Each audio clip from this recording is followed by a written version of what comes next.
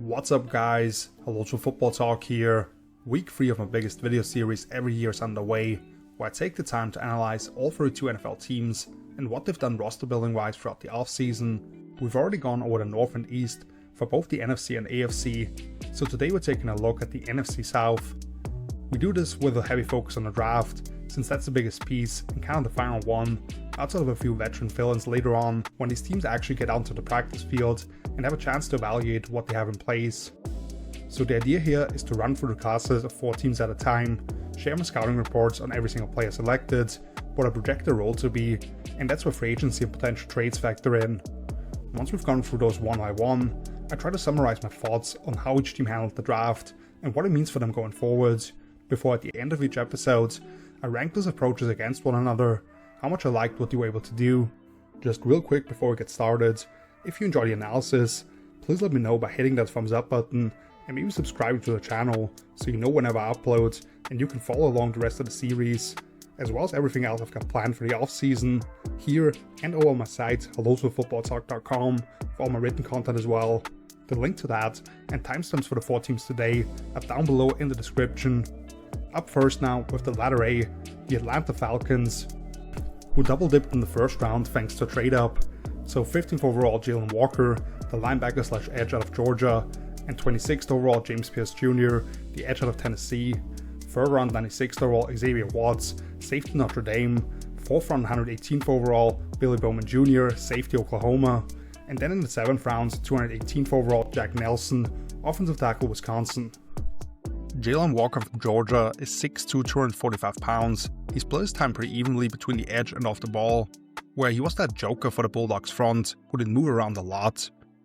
May not be textbook in his approach, but uses his length well and is slippery to knife through gaps and avoid being covered up by linemen from either alignment.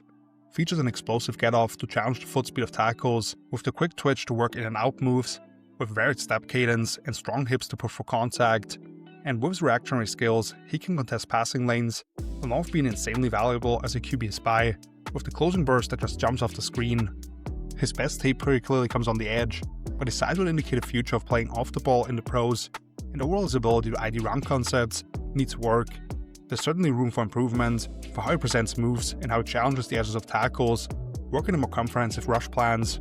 Very intriguing hybrid defender, where I'm still not sure where exactly to line him up in early downs at least, and that's why I had him more as a late first rounder, but I think you put him in position to just let him see and chase the football. You can rush him from all different angles, deploy him differently depending on your weekly game plans, because you know he loves the game and it's just relentless. We've seen him more as weaponize his linebackers as blitzers, and new defensive coordinator Jeff Ulbrich has worked with some smaller edges, so I trust that they understand how to take advantage of this guy, especially in combination with James Pierce from Tennessee, which was the other major night 1 trade after Jackson moved up to pick number 2, and then you had the pick before that, Jackson Dart, being moved up for by the Giants, as the Falcons moved back in, but at high cost, and I critiqued that in my big draft recap. So they sent pick 46, a 7th rounder and next year's first to the Rams for this pick in 101, according to any draft value chart, even if they end up overachieving based on what the betting odds might tell you, and sending pick 26 next year back to LA, that would end up being a substantial overpay. Having said that, Pierce was one of the most productive edge rushers in the SEC, has the flexibility and a want to create negative plays in the run game, slipping blocks or chasing off the backside, features an explosive get-off to stress the depth of the pocket, and has continued to improve his ability to swat away or lift up the wrist of tackles so they can't widen his arc. And I think his power is underrated, where he's transitioning into a bull rush off those wide alignments, or slicing through lanes with his lateral quicks and twists, but too easily Pierce gets bumped off track or sealed away from the action in the run game, even by some tight ends, and he doesn't pair his speed with elite bend, while his spin move as a counter could be upgraded. So characterizing him as this slightly lesser version of Abdul Carter, for example, is wrong, I believe. He wants to convert speed to power a lot more, rather than going around the corner if he can't flat out win with speed. I thought the trade was pretty egregious in terms of what general manager Terry Fontenot gave up in a long listing row of moves in the late first now, but previously early second rounds. You can read up my thoughts on that in my big draft recap from about a month ago, but you can't fault them for not trying to solve this problem or finding passers off the edge. They just better finally hit on it now though. Then Xavier Watts from Notre Dame, another Falcons trade up, but I can get on board with this one much more easily, since I thought this was about a round late for Watts, and it only cost my 5th rounder next year to jump up 5 spots here. Watts is a highly instinctive, smart safety who played in the high post regularly and got his hands on a lot more balls than the raw speed might indicate because of how well he positions himself and triggers on the quarterback's release, leverages the ball very well stepping down against the run from split safety looks, and packs quite the punch when slot receivers try to initiate contact with him, and looks very comfortable covering tight ends man-to-man, understanding when he's in control of the route and can look back, while being highly competitive at the catch point. But I would describe him as more of an average athlete by NFL standards, who may not have the wheels to actually run with speed slot receivers one-on-one, and you see him having to adjust his initial angles, as well as needing to do a better job when he can't get to the ball in time on throws in his vicinity to get his feet underneath himself and drive for targets. But I thought Watts could have easily gone a full run earlier because he sees the game and the field so damn well, rare ball production, and understanding for the game for college safety, which I would see immediately as starts alongside Jesse Bates for Atlanta, but then he came back early on day 3 and doubled down with Billy Bowman Jr. from Oklahoma, who may have the best range of any safety in the 2025 class, and his instincts for the position are near the top as well, along with being a constant communicator pre-snap. He works up against the run from single high alignments under great control, with his pads parallel to the line of scrimmage, and while the missed tackles are a big-time issue, he was put in some tough spots as OU's last line of defense, and I liked what I saw from him when allowed to attack downhill against wide runs. And he had several tremendous one-on-one reps throughout Senior Bowl against wide receivers and tight ends, anticipating the break and the cutting it, and actually picking off a pass at one point, which in that practice setting is really tough to do. Bowman simply has to improve his initial angles, coming to balance, and also getting strong as a tackler, not tucking his head into contact as much, where he never finished with a miss rate below 21.7% for a season, and he only has around 29-inch arms, and simply will be shielded by bigger body targets at the catch point, which is why he's so aggressive with breaking on routes. So he's less trustworthy in that regard maybe than Watts, but I think we could see a bunch of free safety packages for the Falcons, where they dropped on one of those rookies into the slots or capped over tight ends based on matchups. The corner room to me remains the biggest question mark, outside of AJ Terrell to some degree, who has also been pretty up and down. So having that mind meld from those two plus Bates and the different ways they can command space and make plays on the ball will be key in getting the ball back for an offense that they previously had invested so much into. And speaking of offense, they did close out by getting one guy, adding a quality backup tackle, I believe in the 7th round, in Jack Nelson from Wisconsin, who regularly is the first off the ball and chooses his angled steps to where he can create a diagonal displacement on down blocks, gathers his feet and controls his steps in order to take care of assignments when there are some slightly altered angles due to post-snap movement, and his fleet of foot to match lateral movements, decipher complex rush packages, along with being able to absorb power with great strike timing. He just loses the leverage battle more often than not, where he gets bent backwards by heavy-handed edge setters and can have some balance issues, and he tends to fold forward to find pass pro, where if he gets his outside hand defeated, there's not really a way to recover for him. So I expected Nelson to go somewhere on day 3 obviously, but if this was about 2 rounds earlier, I would have been perfectly fine with it. 50 career starts, first at right guard and then left tackle. I think he'll beat out Storm Norton as the primary backup, and both ends on the line. Which in conclusion, I have to say that I really like the players the Falcons selected, past the first round especially. Those were my number 3 and 7 safety, who both went about a round later than where I personally valued them, and I think they got themselves a really solid swing tackle. Where this stands and falls is the investment into a position group they've been desperate to solve for basically a decade now, if not longer. Jalen Walker, I'm still not sure where exactly he'll ultimately be best utilized, but I understood throughout the process that the league likes him better than me, and they're going to find ways for him to make an impact. The trade-up for Pierce is something I simply don't believe GM Terry Fontenot should have the cachet to pull off after several misses, even if those players pan out in the 20 to 40 range, and that's without factoring in that they've consistently overpaid on those moves up the board. I literally had Pierce at 26 on my big board, so this is not about the quality of prospect, but rather the resource management for this team that also handed Kirk Cousins $100 million guaranteed last offseason, before drafting Michael Penix Jr. in the top 10 a few weeks later. This is a huge year for everyone involved.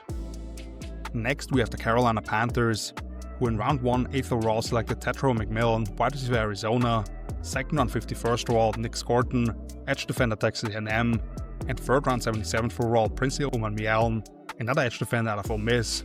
a couple of 4th rounders, 114th overall Trevor Etienne, running back Georgia, and 122nd overall Lathan Ransom, safety Ohio State, a couple of 5th rounders, 140th overall Cam Jackson, interior D-lineman Florida, and 163rd overall, Mitchell Evans, tight end Notre Dame, and then in the 6th round, 208th overall, Jimmy Horn Jr., wide receiver Colorado.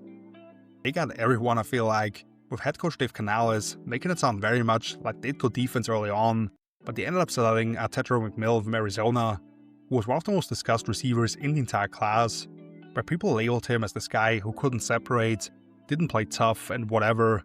This is a tall, athletic receiver who can decelerate or kind of disengage his upper and lower half in a rare way for being 6'4", 215 pounds, leading to him being a very fluid mover overall. He makes it a high priority to work back to the football and snatches it away from his frame consistently, even with a defender draped onto him at times, and he eats up a ton of ground with those insanely long strides once the ball's in his hands. Along with having gotten stronger to pull or spin out of the grasp of would-be tacklers, I think McMillan does need to add some bulk to his slender frame, and I would also like to see him play with a little more dog. And too many of his routes lack a certain urgency, where he's not really pushing DBs onto the heels during the drive phase.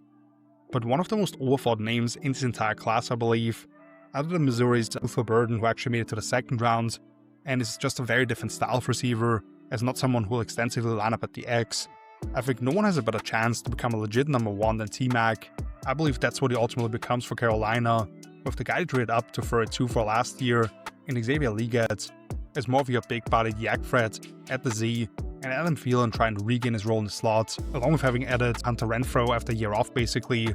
while last year's UDFA Jalen Coker is looking to steal snaps from both of those guys. The Panthers did double down at edge on day 2, which is what they were most commonly mocked to do, at number 8, first with Nick Gordon from Texas A&M, where the background is not a truly insane deal, not because it favored either side substantially, but Carolina and Denver both involved 4 selections, which basically all evened out in the end in order for the Panthers to jump up 6 spots here. Gordon was a jumbo-sized hybrid outside linebacker at Purdue, and then DN for A&M, who supposedly played around 6'4", 285 pounds, and he can absolutely shut down the front side of run calls. He's able to fend off multiple pullers, refuses to be sealed away from the action, and he has enough speed to chase down the ball in long developing plays or scrambling quarterbacks, more than you might expect for his size. While as a pass rusher, he unwinds off the snap with great acceleration, can definitely condense the pocket, but his flexibility and the spin move for a big man that he showed in 2023 especially were pretty rare. I don't know exactly how much freedom Gordon was given to bail on his contained responsibilities, but he regularly got outflanked that year and misses too many tackles, and he looked a step slow this past season, where he really struggled to create advantageous angles for himself from so many head-up alignments and tackles, or having to deal with an extra hand as a big gap rusher, while Princey Uman Miel from Ole Miss, who Carolina also moved up 8 spots for in exchange for an early 5th rounder, is much more of a bendy designated pass rusher, with the speed and ankle flexion to win around the corner, set the table for up and unders or Eurostep moves. He shows the IQ for how to set up different approaches, and has a pretty broad arsenal that he can tap into, weaponizing his long arm body language. Plus, I thought he improved his upper body strength and knee bend to lock out with those 34-inch arms, but also armor with blockers when they launch into contact in the run game. But I still don't see him stacking and shedding as a full-time player necessarily, and he's susceptible to peeking inside, and he lacks a certain power element to his pass rush profile, along with having room to access secondary counters more rapidly. 2 quite different edge types, but I think we both take on extensive roles for this team, especially after they released veteran Jadeveon Clowney a couple of weeks ago. Either one of DJ Wonnum and Patrick Jones will probably start week 1, but we've seen the heights that they can reach as both rotational pieces, while Gordon is a badass run defender probably right away, whose ceiling, if they can get it back to the 2023 form, is the one of a first rounder, and Uman Miel has a chance to lead them in sacks or pressures, even if he's 4th in line for snaps, because the majority of those will come in defined dropback settings. They pick another running back at the top of day 3, and Trevor Etienne from Georgia, the younger brother of former Jaguars first round pick Travis of course. Trevor showed that same level of explosive ability early in his career at Florida, before dealing with some nicks and bruises, but also showing some growth as a runner conceptually. This past season in Athens, can stick his foot on the ground and get vertical in dynamic fashion after threatening the corner, but also capable of deeply pressing creases inside and hitting jump cuts after leading linebackers the wrong way, has a knack for getting skinny and navigating past congested areas, along with the sudden shifting of gears to get him out of trouble, and I compared him to an ice skater in the open field.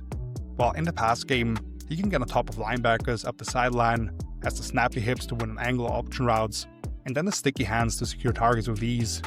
This past season at Georgia, it felt like he was dancing around way too much and trying to spin out of instead of accelerating through contact, when he should have just taken what's there, although he's not a power runner who can churn through traffic necessarily. And to be an effective third down back, he'll need to be tighter with his hands in blitz pickup. I'm kinda trying to make sense of this Panthers backfield now, because they extended Chuba Hubbard on a pretty big deal late this past season, signed former Cowboy free agent Rico Dowdle, they drafted Jonathan Brooks in the second round last year, who unfortunately tore his ACL late in the year. If Etienne is your RB3 and you pick him here, even if I think the value for the player is fine, I'm not sure if you have that luxury with the state of the defensive roster to do that, considering how deep this running back class was. They do go defense with their next two picks, first with Lathan Ransom, the Ohio State safety, has that enforcer playing style, where he works upfield under good control in the run game, but then strikes blockers, as well as the runner with a purpose. He plays with alert eyes and great spatial awareness, where I especially like as a robber or rat, with how quickly he gets over the targets curling up in his vicinity, and he's able to crowd tight ends early in the route, sliding in front of them, striking into the chest, and impeding them significantly at times. Ransom lacks top-end range as a center fielder to get involved in deep balls at or outside the numbers, and there's a bit of stiffness to his game, which could come into play when asked to match routes from depth, while he needs to do a better job of not turning his shoulders and allowing receivers to beat him across his face in run-off-the-catch situations in space. But someone I could easily see start alongside the more rangy free safety type in free agency addition to Merrick, or Nick Scott or Damani Richardson, which are the only two other names at the position currently under contract, outside of a few UDFAs. Cam Jackson from Florida was an immovable object in the middle of the Gator defense at 6'5", 325 pounds with long arms, so he can peek and shed as a two-gapper right over the center, and shows an innate feel for where pressure has been applied from and how to anchor against it. And in passing situations, he can gradually take centers backwards, works some push-pull moves off that, and it's like throwing the ball over trees in the forest when this guy gets those huge paws up. But that's about all you're going to get from him as a pass rusher, severely lacking juice off the ball, and not really threatening the edges of protectors in general, while too often he finds himself on the wrong side of blocks in the run game, not being sudden enough to discard and track down the ball, so I think he's a very limited player. But if you need that can of trash, not to be derogatory, who can just clog up rushing lanes behind Bobby Brown, as I expect Derek Brown to be more in the B gap, he can give you 10 to 20 snaps a game. Then later in the fifth, Mitchell Evans from Notre Dame, 6'5", 250-pound tight end, who rapidly establishes his first step as a blocker and showcases excellent time in climbing off combos or gliding up to safeties. I thought for his size, his ability to snap off routes stood out, and he ought to speed effectively to maximize windows and zone coverage for himself. And he's a very reliable catcher of the football, who can protect it in traffic and has some wiggle to him after the catch. But too often Mitch gives up ground and just tries to wall off defenders near the point of attack, where he needs to up his urgency to some degree, and he lacks juice to really stress defenders on a horizontal or vertical plane, where he's not going to scare linebackers matched up with him. Coming off a major knee injury in 2023, I think you can make a case for there being some potential for bounce back another year later, but even for Carolina, he's probably behind Tommy Tremble and last year's early D3 pick JT Sanders in the pecking order. But finally, Jimmy Horn from Colorado, only 5'10", 170 pounds, but quickly eats up the cushion to safeties, runs away on drags, and then has the loose movement skills to break back out on whip routes, has the soft hands to the salary passes, understanding when to pace himself, body catch, but also is fearless extending in traffic, and then his ability to go from 0 to 100 after catching a screen or hitch and blowing by some DBs definitely pops, regularly erasing pursuit angles. Horn certainly benefited from all the wide open space in Colorado's 10 personnel heavy spread offense, where his miniature size didn't show up as much as an issue. And even though he's slightly improved in that area, this isn't someone who will ever win at an adequate rate in contested situations, while you see him get banged down pretty violently on multiple occasions.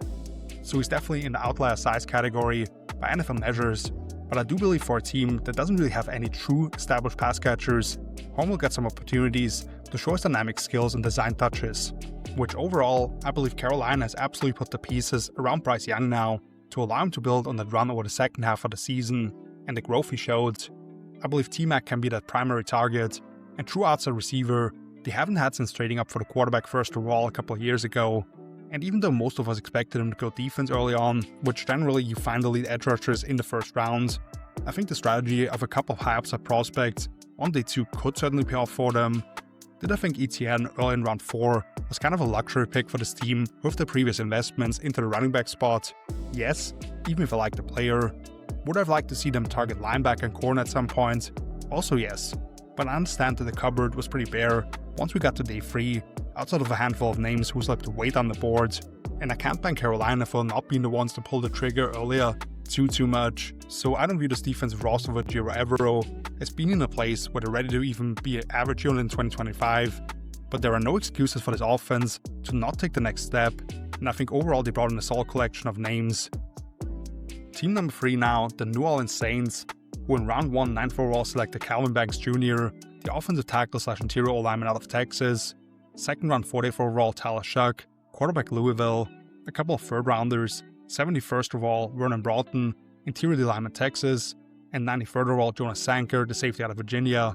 a couple of 4th rounders, 112th Danny Stutzman, linebacker Oklahoma, and 141st Quincy Riley, the cornerback out of Louisville. Then in the 6th round, 184th overall Devin Neal, running back Kansas, and closing out with a couple of 7th rounders, 248th and 254th overall, Moliki Matavao, the tight end out of UCLA, and Fadil Diggs, the edge defender out of Syracuse.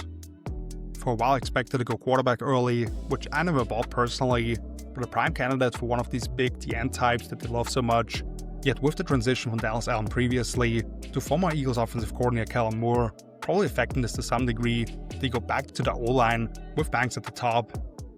Who is a former top 50 recruit and a 3-year starter on the left side for the Longhorns, who was good right away as a true freshman and turned himself into a first-team All-American, 6'5", 315 pounds, with an explosive first step and leg drive to right defenders way off the landmarks horizontally, has some of the biggest highlight blocks of the class, where he digs out a free technique on a down block, cuts off the angle for a linebacker in challenging spots, while levels a DB on a perimeter screen,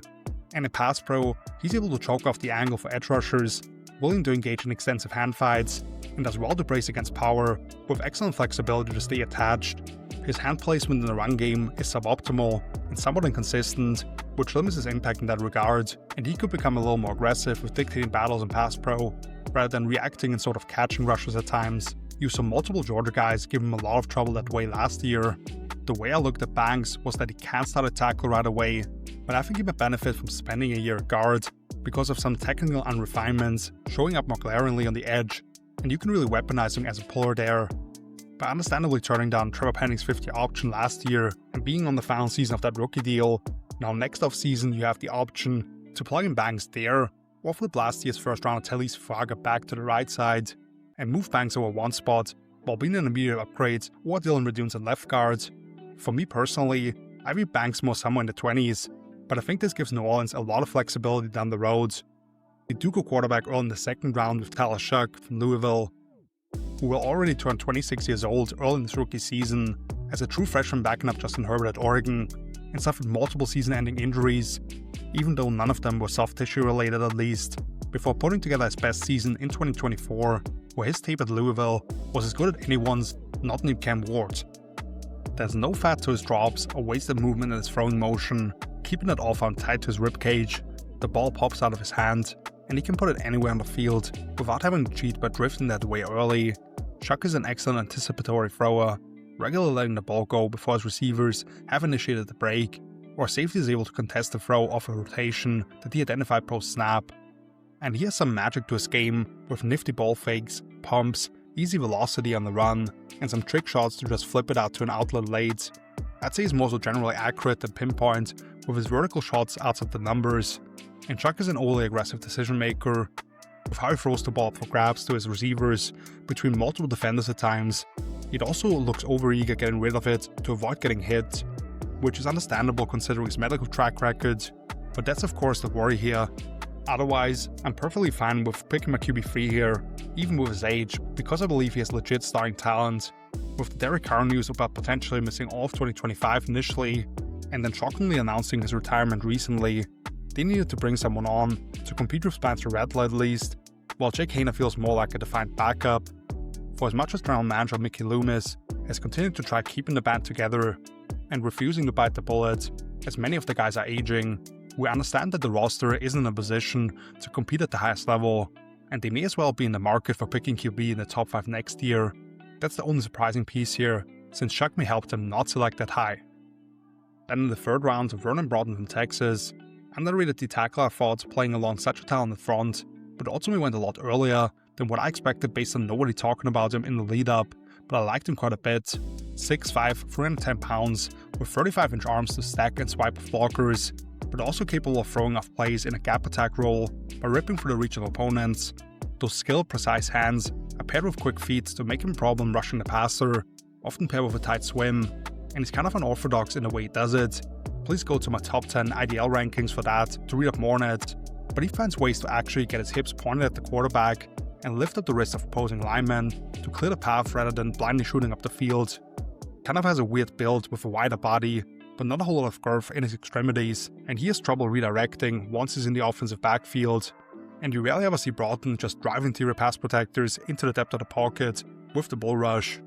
So I was kind of surprised that this was the guy New Orleans targeted, since they arguably needed more help on the edge, and already had some similar guys in the interior, but most of them are on short-term deals, and I do like Broughton quite a bit. While Jonas Sanka from Virginia was maybe my favorite safety in the class, with prototype size at 6'2", 205 pounds, with over 32-inch arms, and he uses those to keep his frame clean, closer to the action, but I really like his angles from depth, keeping the shoulder square and finishing challenging tackles at a pretty high success rate when he's the last line of defense. Already beats the quarterback into thinking throws are open by not just flying towards nearby targets, but ready to unwind and make a play on the ball if it comes out. And he looks very comfortable capping over the top of slot receivers and aggressively breaking on routes as he reads the hips of the guy across from him with sub 4.5 speed. On the edge of the box, Sanka shows a tendency to jump inside of blocks because he's over-eager to get to the ball and not worry about keeping contain, and he's so much more comfortable seeing the action and attacking it than when he has to play with his back to the football, never really trying to locate it.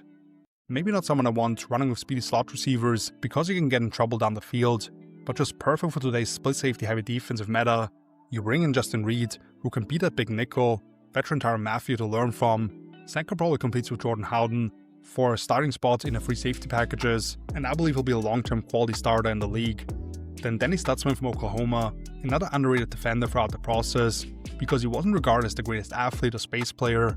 operates with great instincts, finding the right balance between flowing with the blocking and still being aware of the ball carrier's movements, can absolutely stick backs in the hole, completely stopping the forward momentum on contact, but also a strong wrap-up tackler when he finds himself in open field situations. With his height and length, quarterbacks have a tough time floating the ball over his head and dropping it into targets behind him, while being heavily utilized in OU splits packages, showing great snap anticipation and the force to crush the pocket. His patience can be somewhat hit or miss generally, where he commits too quickly sometimes, but at others he's a tick late to get out to wide runs. And in zone coverage, Stutzman needs to recognize when the pattern has developed and needs to match a route rather than sort of sit in his area. So maybe the NFL didn't see him as a definitive 3-down player, but I think there's room to improve in coverage. While he offers value as a pressure play in passing situations early on, Demario Davis on the final season under contract, before he has a bunch of raw years tagged on, Stutzman may plug in next to Pete Werner when the veteran will go into his age 32 season next year. Quincy Riley from Louisville is a very talented cover corner with plenty of ball production over his final 2 seasons. He's patient off the line and times up his punch well as receivers commit to the release, while packing the long speed to carry guys down the post one-on-one. He does well to midpoint routes as a flat defender, or falling inside on seam routes in cover 3, with some great moments of ideal offenses, trying to sneak someone into avoided space late. And there's definitely some feistiness with him punching or throwing off receivers, trying to block him.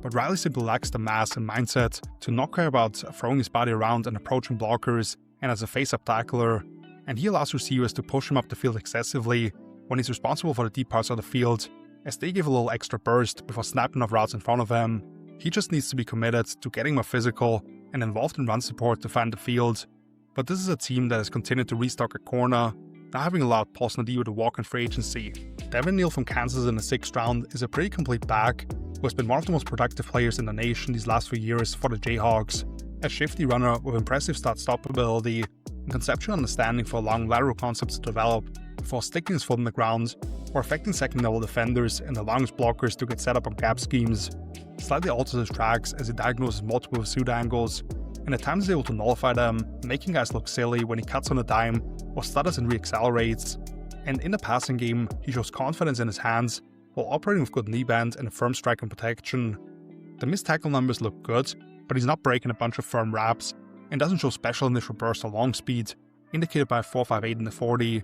while having almost purely been utilized on screens and as a dump-off option in the flats as a receiver. Still, I thought this was about a couple rounds later than where Neal should have gone, as someone who can contribute right away in an RB2 capacity, which unless Kellen Moore and offensive coordinator Doug Nussmeier bring Kendrick Miller out of the doghouse, I expect him to be the primary backup to Alvin Kamara, who turns 30 in a little over a month. Moliki Matavao, the tight end out of UCLA, brings you prototypical wide tight end measurements at 6'6", 260 pounds, and has the want to contribute as a blocker, fundamentally sound with marrying his hands to his footwork, as he was never penalized more than twice in a season. While as a receiver, I thought his early acceleration at that size was good. He does a nice job of working and sitting down in soft spots versus zone, consistently meets the ball at its earliest point, and can obviously drag along smaller tacklers for a couple of yards. He frequently slows his feet leading into contact on wraparounds and taking off the backs at the end on split zone, and he takes a while in general to build up a speed that would really put any stress on the defense, while his big body would indicate a better contested catch rate. I liked the UDFA for them last year in Dallin Hoker, but he battles how to feel as a rookie, so I wouldn't rule out Matavao beating him out for the tight end free spot, because he brings you more as a blocker. And lastly, Fadil Diggs, a very interesting player profile for the Qs, splitting time between the edge and off the ball, whether it's on the end of the line or taking on linemen wrapping around for the second level. Diggs consistently engaged with arm extension, and I thought his vision was a definite plus. He shows impressive bursts off the edge and has improved his ability to swipe aside or down the outside hand of tackles, paired with the ability to turn his upper body and pull off crossface moves. And he packs plenty of shake to him, pulling off Eurostep and spin moves, along with having great closing bursts as a blitzer or QB spy. But Diggs has a slender frame without a whole lot of muscle mass, and there's some violence missing in his initial punch off a short runway if you want him to be a true D end. And he lacks the power to regularly take advantage of tackles, getting tall in the pass sets, to counter his speed. So maybe more of an idea for the NFL with him going this late, but there's definitely something there with him as this hybrid playmaker, at least as a sub-package piece, if new defensive coordinator Brandon Steele can unlock him, which unfortunately hasn't shown to be a great strength of his. Overall, I thought the Saints received some backlash that wasn't really justified. Yes, they drafted a quarterback who turned 26 as a rookie, and not a single true pass-catching contributor. If you look at the 7th round tight end as more of a primary blocker. Personally, I didn't actually love going with Banks in the top 10, although I understand the flexibility it provides them, but Broughton I considered somewhat underrated, which they clearly agreed with, even more so than they valued him. Sanka and Stutzman were kind of the same, to where now you may have new starters at all three levels of your defense by 2026. What I really liked here is that they didn't try to take on too many ceiling-oriented prospects, as they've done at times in the past, and often overpaid for them in trade-ups. GM Mickey Loomis kind of just stuck with his picks, which they finally were working with surplus resources rather than diminished ones for the first time in a while, and selected quality players, with the only true project being Diggs at the very end, who could have easily gone a couple rounds earlier. If they end up grabbing one of the big quarterbacks in the top 10 next year, people will question why they hung there for Shark in round 2, but I think between him and Rattler, to show if they can be something for them long term, those are investments worth making. Last but certainly not least, the Tampa Bay Buccaneers, who in round 1 19th overall selected Emeka Egbuka, the wide receiver from Ohio State, 2nd round 53rd overall Benjamin Morrison, cornerback Notre Dame, 3rd round 84th overall Jacob Parrish, another cornerback out of Kansas State, then in the 4th round 121st overall David Walker, edge defender Central Arkansas, round 5 157th overall Elijah Roberts, edge/interior D lineman SMU, and then in the 7th round 235th overall Taz Johnson, wide receiver Oregon. I declared the Bucs as winners in my big draft recap 5 weeks ago by now, thanks to how many valid selections they made, with plenty of personal favorites of mine. The first one definitely been more of a surprise, but I think value-wise was perfectly fine, after we consistently saw defenders, particularly in the front 7, mock to them. Emeka Egbuka is an incredibly refined receiver who played alongside some of the best we've seen enter the draft in recent years, and therefore was somewhat overshadowed, but consistently produced and was a key factor in them winning a national title. Tremendous short area quickness to separate on the short and intermediate area, consistently finding space in zone coverage, but also tremendous at keeping man defenders guessing with different footwork and change of tempo,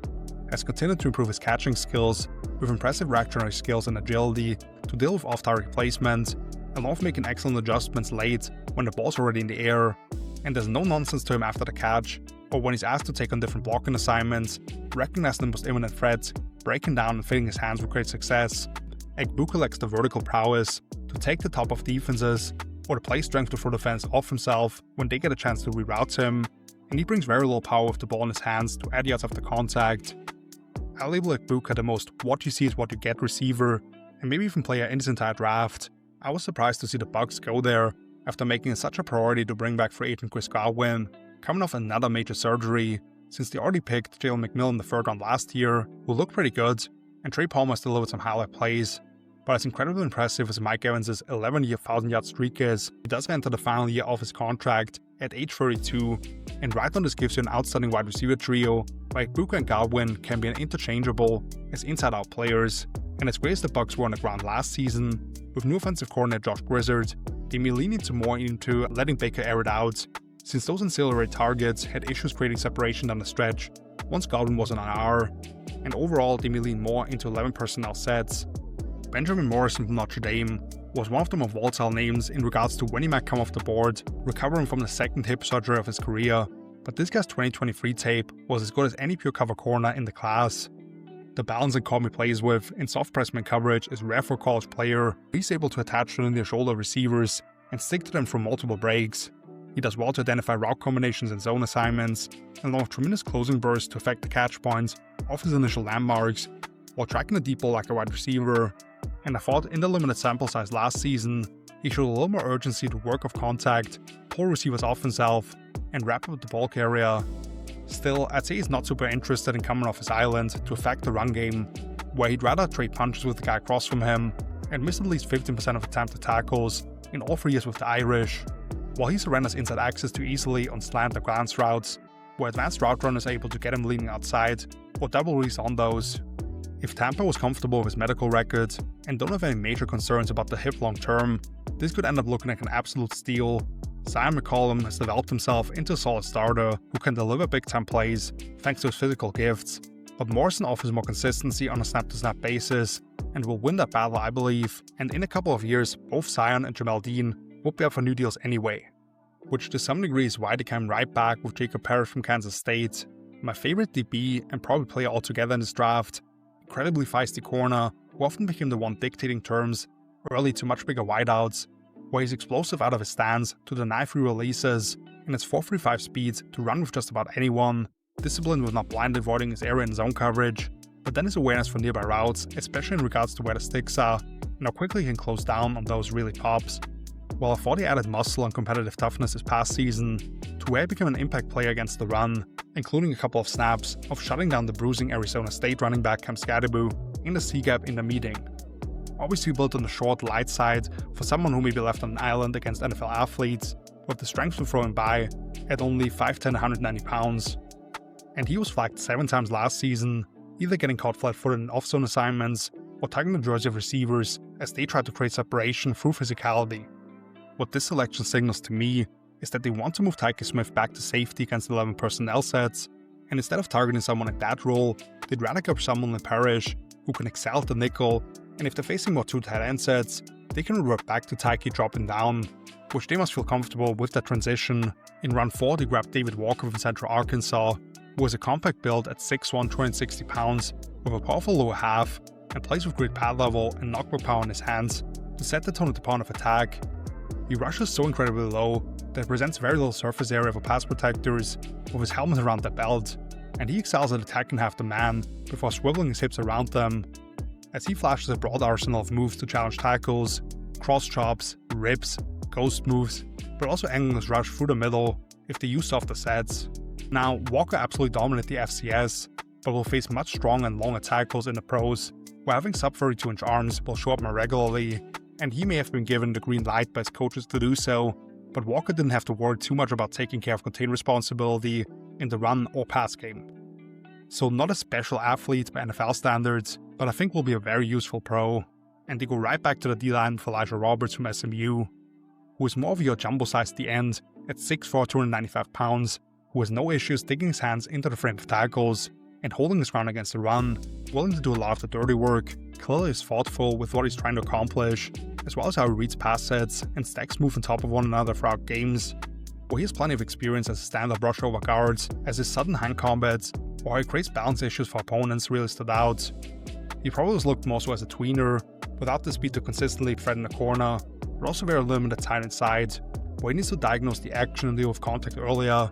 and too often he allows access to his chest and gets stunned by well-schooled pass protectors, making him far less effective. So 2 quite different body types on the edge primarily, but both play hard and can create problems in various ways. The Bucs brought in Hassan Reddick on a 1-year trial, as more of a bendy pass rusher, so pairing him with someone who can condense the pocket from the opposite side in Walker makes a lot of sense, and then Roberts can develop into a 5 technique and back up Yaya Diaby. To close things out now, Taz Johnson, the Oregon wide receiver, 5'10 and 160 pounds, yet didn't clear the 4.5 mark at the combine, but his game speed is a lot better, and then he finished top 3 in both the agility drills. You see him run away from trail defenders and crossers, or burn safeties up the seam. He brings that basketball-like skill set, where he's crossing guys up early, or sets them up on option routes, which you also see after the catch, just making defenders look silly, with the way he can stick his foot on the ground, and then turn on the afterburners. But obviously a massive size outlier, who can get bumped off track or at least slowed down with relative ease, and he won't really give you anything as a blocker. And too often he let the ball go off his hands with the Ducks, because he was a little too quick to transitioning to being a runner. So him going in the 7th round wasn't a shocker, but I believe he immediately gives the Bucs big play potential as a punt returner, and the coaching staff will try to bring some of the dynamism into the offense. We'll have to see if he can hold up against NFL physicality. So man, Egbuka was a surprise at 19, but almost perfectly in line with where I ranked him, and after that, every single pick they made came at surplus value. Another team that doubled down at a couple of positions of need, which is something I criticized with the Bengals a couple of weeks ago. But the difference here is that I see a path to playing time pretty much right away for all of these guys, who offer a higher floor and equally strong potential, I would argue. They drafted a couple of immediate starting quality DBs, and at worst sub-package rushers, who offer a different flavor to what they might have had previously. Even in the 7th, to grab one of the most dynamic skill position players in college football over the last 2 years, even with his size profile, if he gives you pretty much anything, that's a win, and I could see him return punts from day 1 for them. As I said in my winners and losers segment coming out of the draft, this was one of my favorite classes overall, and GM Jason Light, over the last several years, has continued to strengthen his roster in ways that he doesn't get enough credit for. Maybe if these guys cash in the way I expect, that changes. Which brings us to a wrap-up for the NFC South, comparing the 4 draft classes against each other. Not hard to figure out that I put the Bucs first here, just talked extensively about them. The transition from Bruce Arians to Todd Bowles went so smoothly, and they've now won the South each of the past 4 seasons, even as they went from the GOAT and Tom Brady to Baker Mayfield, who has exceeded all expectations. And a huge reason for their continued success has been a consistent player acquisition, primarily through the draft. The Saints come in second for me, which I'm sure is a surprise to some people. Maybe they do not appear in some stronger divisions, but I thought beyond the Calvin Banks selection in the top 10, they identified some players with strong floors, with 3 to 4 starters by 2026 potentially. Tyler Shackwell in the 2nd round may be looked at as a risky investment, because he'll be a 26-year-old rookie quarterback who has suffered 3 season-ending injuries, but I like that they stuck to their guns, let him come to them, and he is legit starting caliber talent. And to get a quality all-around back like Devin Neal in round 6 is excellent. They also picked up 2 to 3 UDFAs, I think might make that roster by the way. Panthers at the 3 spot fooled us all to some degree by going with Ted McMillan instead of defense at number 8, as everyone projected him to, who I had as my wide receiver 1, and was one of the last ones standing in belief that he was worthy of the selection. Then they do double down on the edge with a couple of SEC guys, who they clearly want to present opportunities to, as immediate contributors hopefully, a bit of a luxury pick with a running back at the top of day 3, with all the investments they've previously made into that position, and then they go with a pure space-eating nose around later. I did like Lathan Ransom quite a bit, who I expect to immediately be a starter in free safety Packers at least. I didn't love everything they did here, but at least the offense feels complete now, while competition will be the key word for the young defense. And finally, Atlanta lands at the bottom, and this by no means is about the players they selected.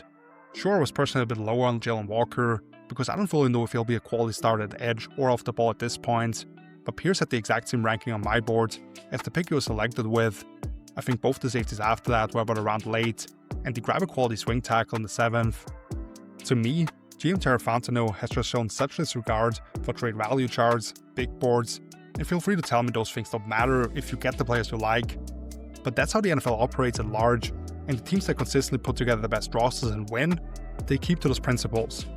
And when they do show conviction with more aggressive moves, they at least hit at a solid rate. That hasn't necessarily been the case at all for the Falcons in recent years. That's why I knocked them down here. But that's a wrap for the NFC South. One of the weirder divisions every year I feel like. Thank you so much for watching. If you enjoyed the video, please give it a like and consider subscribing for more of these and to follow along as we've still got 3 more episodes left. What are your thoughts on another big Falcons trade up? Is Tyler Shuck the answer at quarterback for the Saints? Do the Panthers make a jump this year, or is this still clear the Bucs division to lose? Looking forward to your comments on all of those topics. I have more detailed scouting reports on like 130 draft prospects and a lot more over my site hellotofootballtalk.com. Links to that and my social media outlets can be found in the description of this video. Happy to have you along for the ride. We've got the AFC South on tap in a couple of days. So until then, see you later. Peace!